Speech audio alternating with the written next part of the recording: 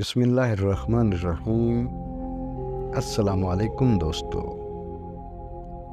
ہجرت نبوی کے 9ویں سال شاہان عرب میں سے ایک شخص اپنی شدید نفرت و بیزاری پہ ہم و تکبر و اعراض اور مسلسل جہود و انکار کے بعد دار اسلام میں داخل ہوا۔ وہ بادشاہ تھا عدی بن حاتم طائی، جس کے باپ کی سخاوت و فیاضی آج تک ضرب المثل ہے۔ ریاست و حکومت عدی کو اپنے باپ سے وراثت میں ملی تھی، چنانچہ اس کے قبیلہ بنی طے نے اس کو اپنا بادشاہ بنا لیا۔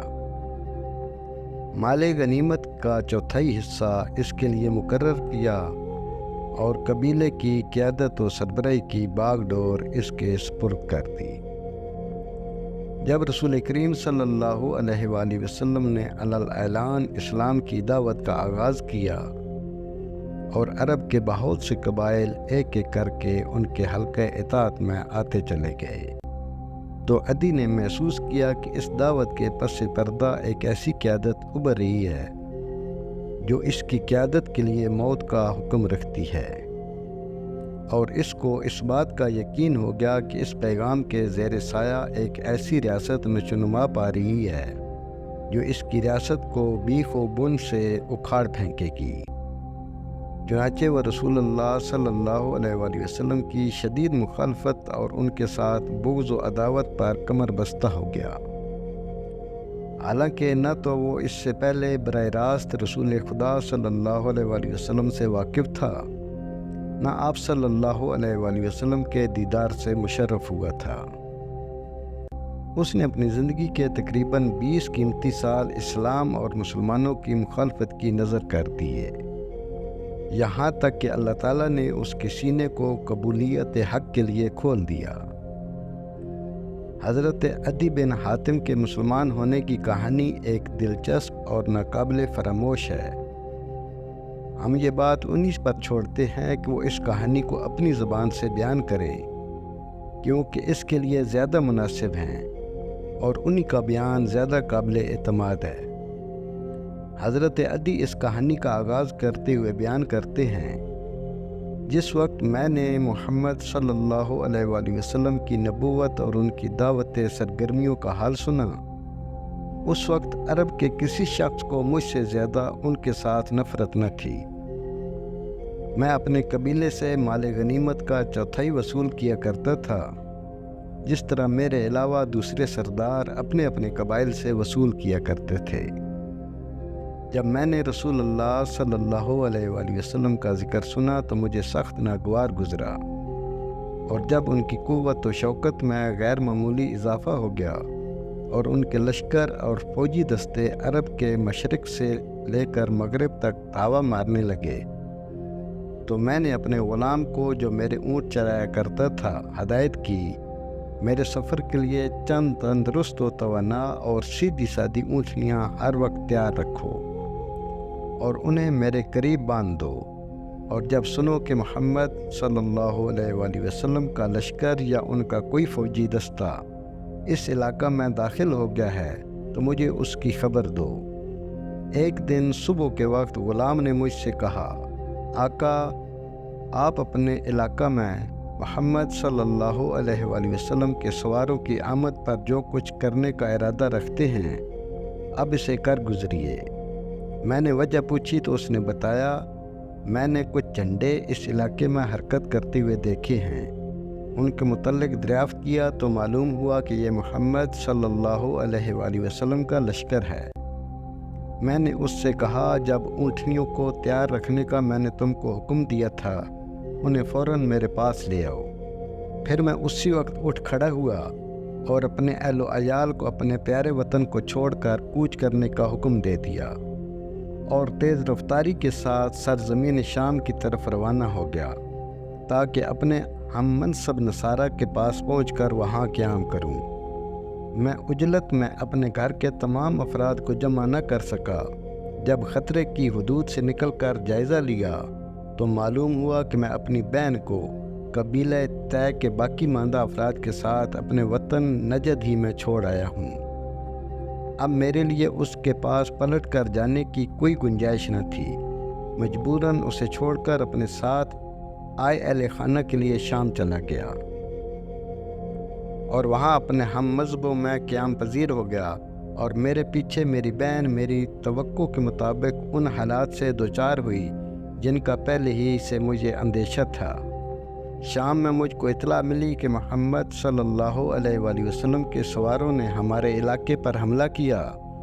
میری بہن کو گرفتار کر لیا گیا اور اسے دوسرے قیدیوں کے ساتھ یثرب لے جایا گیا اور مسجد کے دروازے کے قریب ایک احاطے میں بند کر دیا گیا۔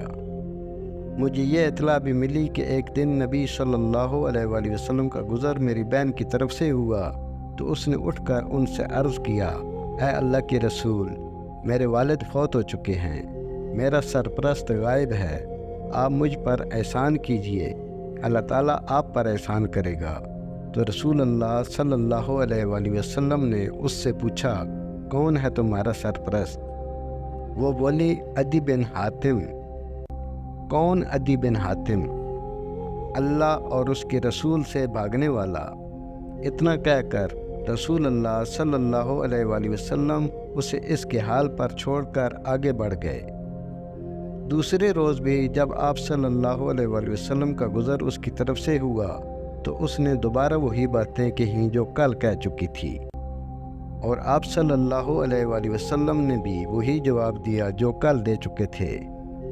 اور جب تیسرے دن آپ صلی اللہ علیہ وآلہ وسلم ادھر سے گزرے تو چونکہ وہ مایوس ہو چکی تھی اس لیے خاموش رہی۔ آپ صلی اللہ علیہ وآلہ وسلم سے کچھ نہ کہا تو رسول اللہ صلی اللہ علیہ وآلہ وسلم کے پیچھے سے ایک شخص نے اشارہ کیا کہ اٹھ کر رسول اللہ صلی اللہ علیہ وآلہ وسلم سے بات کرو۔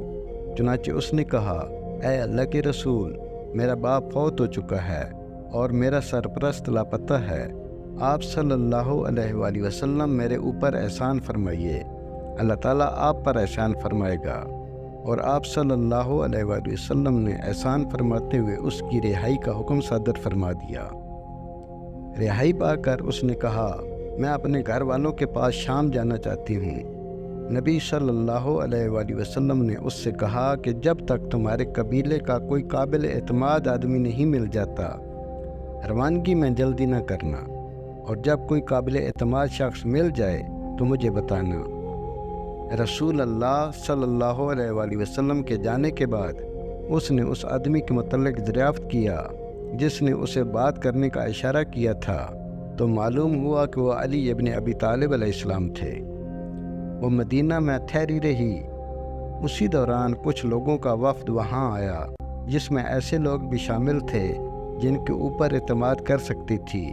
اس نے بارگاہ نبوی میں عرض کیا کہ میرے قبیلے کے کچھ لوگ یہاں آئے ہیں، مجھے ان کے اوپر مکمل اعتماد ہے، وہ مجھے میری منزل تک پہنچا دیں گے۔ نبی اکرم صلی اللہ علیہ وآلہ وسلم نے اسے پہننے کے کپڑے، سواری کی اونٹنی اور بقدر ضرورت زاد راہ دے کر رخصت کیا اور وہ ان کے ساتھ روانہ ہو گئی۔ عدی نے سلسلہ بیان جاری رکھتے ہوئے کہا، ادھر شام میں ہم کو برابر اس کے حالات کی اطلاع ملتی رہتی تھی اور ہم اس کے شام پہنچنے کے منتظر تھے، حالانکہ میں نے محمد صلی اللہ علیہ وآلہ وسلم کے مقابلے میں جو رویہ اپنایا تھا اس کے پیش نظر ہمارے دل ان اطلاعات کی تصدیق کرنے پر آمادہ نہیں تھے جو میری بہن کے ساتھ محمد صلی اللہ علیہ وآلہ وسلم کے اس احسان عظیم کے سلسلہ میں ہم تک پہنچ رہی تھی۔ ایک روز اپنے گھر والوں کے ساتھ بیٹھا تھا کہ اچانک میری نگاہ ایک عورت پر پڑی جو اپنے ہودج میں بیٹھی ہوئی ہماری طرف آ رہی تھی۔ میرے دل نے کہا، یہ حاتم کی بیٹی ہے، میری بہن ہے۔ جب وہ کچھ اور قریب آئی تو ہم نے اسے صاف طور پر پہچان لیا، واقعی وہ میری بہن ہی تھی۔ وہ ہمارے پاس پہنچ کر سواری سے اترتے ہی خفقی کے لہجے میں بولی، بے مروت ظالم، تو نے اپنی بیوی اور بچوں کو تو اپنے ساتھ لے لیا اور اپنے باپ کی اولاد اور اپنی عزت کو پیچھے چھوڑ کر چلا آیا۔ میں نے کہا، پیاری بہن، صرف اچھی باتیں کہو، اور میں اسے راضی کرنے لگا۔ آخرکار وہ مجھ سے راضی ہو گئی اور پھر اس نے سارے حالات تفصیل سے بیان کیے۔ जो बिल्कुल वही थे जो हमको पहले पहुँचते रहे थे। फिर मैंने उससे मशवरा करते हुए पूछा। वो नहायत दूर अंदेश, अक्लमंद और समझदार औरत थी। उस शख्स मोहम्मद सल्लल्लाहु अलैहि वसल्लम के मुतल्लिक तुम्हारी क्या राय है? उसने कहा कि मेरी राय यह है कि तुम जल्द अज जल्द इनकी खिदमत में पहुंच जाओ।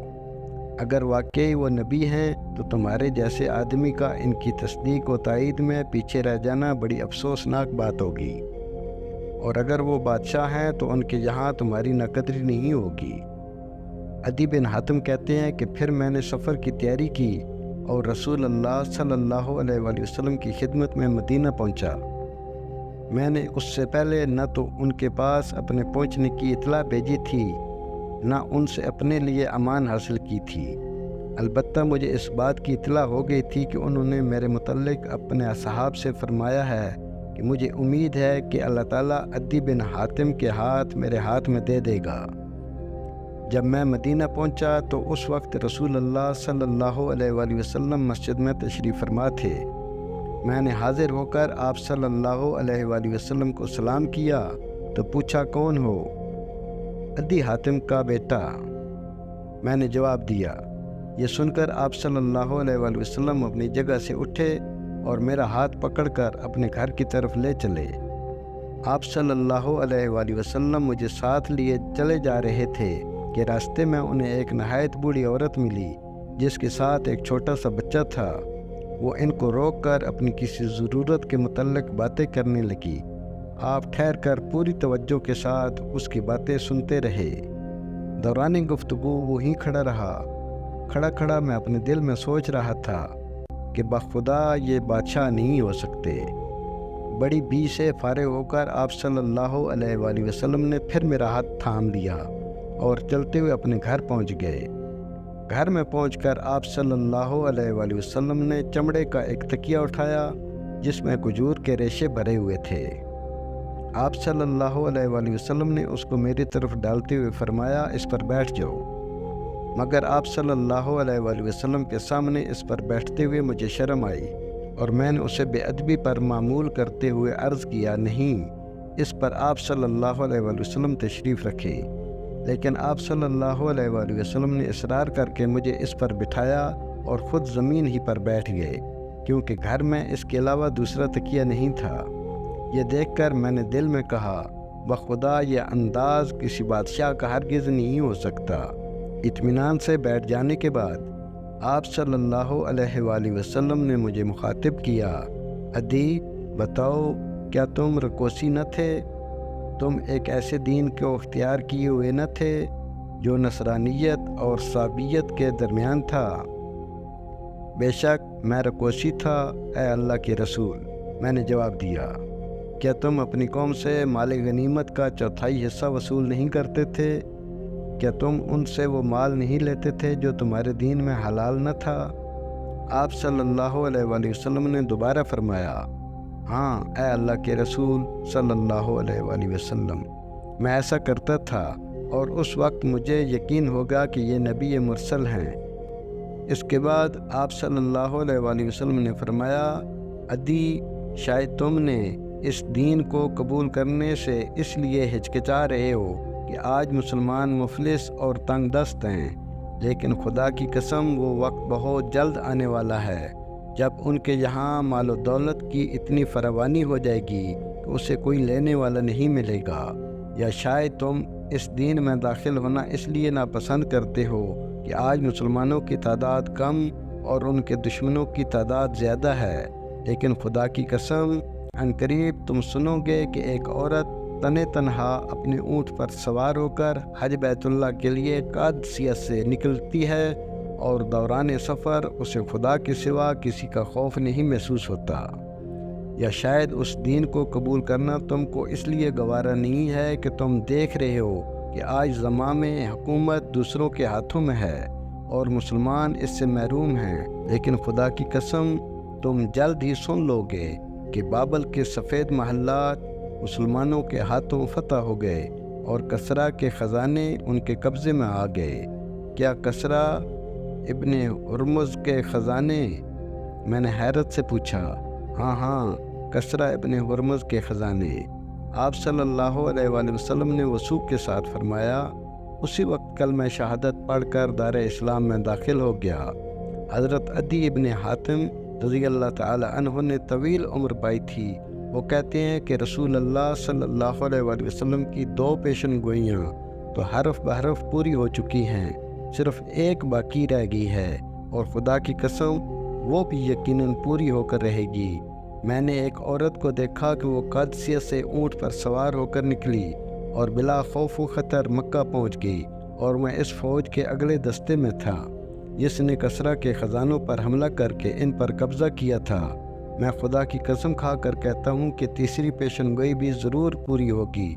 अल्लाह की मशीयत के मुताबिक नबी करीम सल्लल्लाहु अलैहि वसल्लम की बात पूरी हुई, और तीसरी पेशन गोई भी खलीफा ज़ाहिद व आबिद हज़रत उमर बिन अब्दुल अज़ीज़ के दौर खिलाफत में पूरी हो गई। उस वक्त मुसलमान माली एतबार से इस कदर खुशहाल हो गए थे कि खलीफा का मुनादी फ़ुक़रा व मसाकीन को ज़कात का माल लेने के लिए पुकारता, मगर कोई उसको लेने वाला न था। इस तरह रसूल अल्लाह सल्लल्लाहु अलैहि वसल्लम की बात सही और अदी इब्न हातिम की कसम पूरी हुई।